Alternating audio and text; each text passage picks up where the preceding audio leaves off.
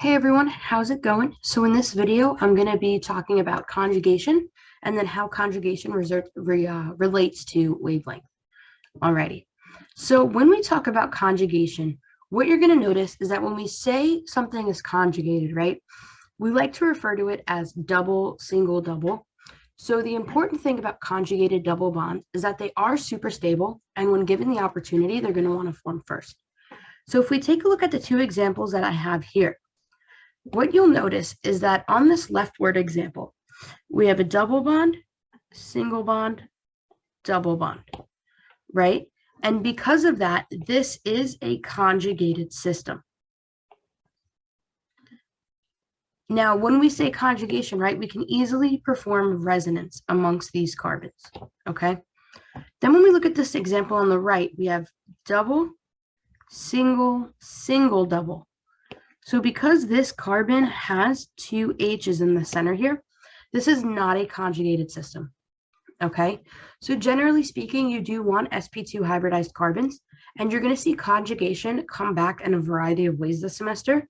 One of them that you're going to see next week is going to be aromaticity, okay? All right, so conjugated double bonds, super stable, they want to form first. Now, as far as conjugation goes to wavelength, applies to wavelength.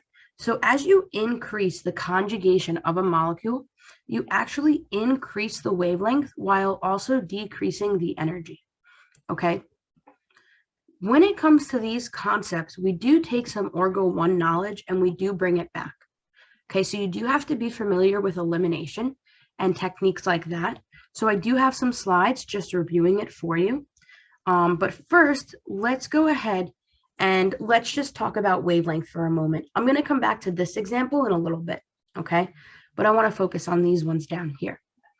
So when we talk about conjugation, right, you should have already seen the molecular orbitals videos.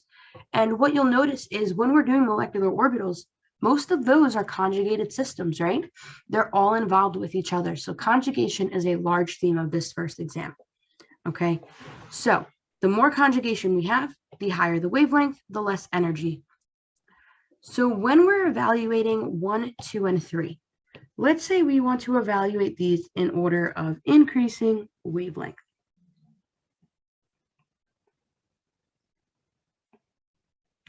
So let's evaluate our double, single, double, okay? So here I have a double, a single, a single, a double, a single, a double. So as far as like conjugation goes, we could say I just have one, right? Double, single, double. So I have two double bonds in succession there, okay, or in a row. When we take a look at number 2, I have double, single, single, double, single, single, double, and these are singles over here. So in this case, I have no double, single, doubles. Right? Number 2 has no conjugation at all. So because 2 has no conjugation, 2 is going to have the shortest wavelength. Then let's go ahead and let's look at 3. So we have single, double, single, double, single, double. Okay, now that is perfect, right? That's an ideal scenario right there where we're hitting up 3 double bonds in a row. Right? So we have 3 double bonds within conjugation of each other, as opposed to just 2. So we can now say that 3 has a higher wavelength than 1. Okay, so if you're doing increasing wavelength from least to most, it would be 2, 1, and then 3. All right. So now let's take this knowledge and let's apply it to some questions that could potentially be asked. Okay. So if you feel comfortable enough with this topic already, why don't you pause the video, try this one out for yourself, and then we'll go through it together. All right, and if not, let's run through it together. So here we want to select the order that has the following compounds correctly ordered with respect to increasing wavelength of their pi absorptions in the UV visible spectrum. So the key here is increasing wavelength. Now, a little tip, if you don't know what the question is asking, right, and it's an increasing question or a decreasing question, always look at the arrows, right? Because here it says increasing wavelength. So anytime you have these increasing questions, these arrows will tell you if you're doing wavelength, stability, reactivity, things along that line. So let's go ahead and let's look for these double, single, doubles, right? Let's look for these conjugated systems. So looking at number 1, how many double bonds do I have in succession with each other? What do you think? All right, hopefully you said 2. So we have double, single, double, and then that's it. So we have 2 double bonds in succession. What about number 2? How many double bonds do we have in succession? Okay, hopefully you said 4. Right, we have 4 double bonds in succession with each other. And last but not least, number 3, how many double bonds in succession? Hopefully you said 3. Okay, double, single, double, single, double. So that right away, 3 double bonds in succession. So who is going to have the highest wavelength? Well, the more conjugated system has the highest wavelength, so it's going to be 2. And who is going to have the lowest wavelength? That will be the least conjugated system, so that's going to be 1.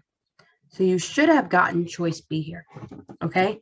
And I promise you that's really all there is to these questions. They're that simple. Or if you can identify a conjugated system, these won't be a problem for you, okay? Just as long as you remember, increasing conjugation increases wavelength, you're good to go. All right, let's try out another. So once again, if you feel comfortable with the topic, pause and try it out on your own and then come back. Alrighty, so here, once again, we want to arrange them in order of increasing wavelength. So let's go ahead. In number 1, we have double, single, double, single, double. So we have 3 double bonds in succession. In 2, we have double, single, double, single, double, single, double. So this dude has 4 in a row. Excellent. And last but not least, number 3, we have double, single, single, double, single, double. So here we have 2 double bonds in succession.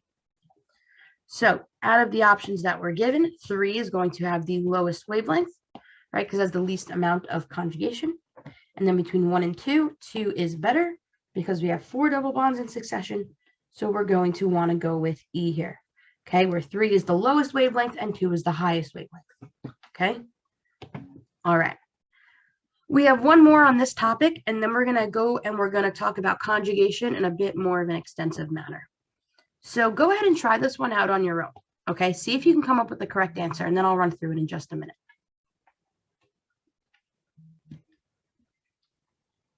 Alrighty, so if you're still working, just pause the video.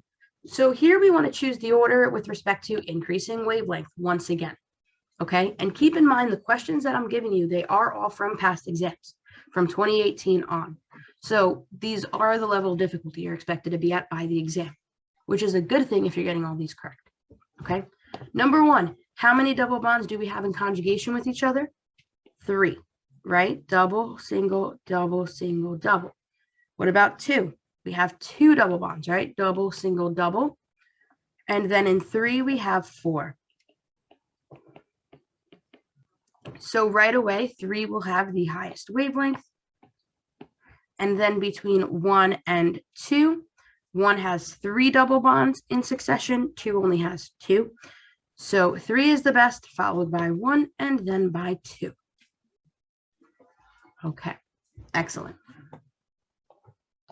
All right, so that's everything on like just a basic intro to conjugation. Now we're going to use conjugation, and we're going to combine it with a little bit of E2. So if you don't remember, E2 is a type of elimination reaction that we had learned in Organic Chemistry 1. So the key things to know about an E2 reaction is that we have different kinds of bases, okay? For right now, you probably will only be sticking to the skinny bases or the small bases. I don't really think you're going to see the bulky bases, but just in case, it's good to have an idea, okay? So strong bases really like acidic hydrogens, and these small bases, they want to form the more stable double bonds. And then big bases or bulky bases, those guys, they don't form as stable double bonds because they can't fit inside. So if we go back to that very first page I had here, right, we have this small base, okay? So we want to perform elimination. This is an E2 reaction because we have a strong base and a good leaving group, okay? So if we want to form an elimination, we have to grab a hydrogen, okay? So we can grab a hydrogen from here, or from there. Now, out of these three options, the better option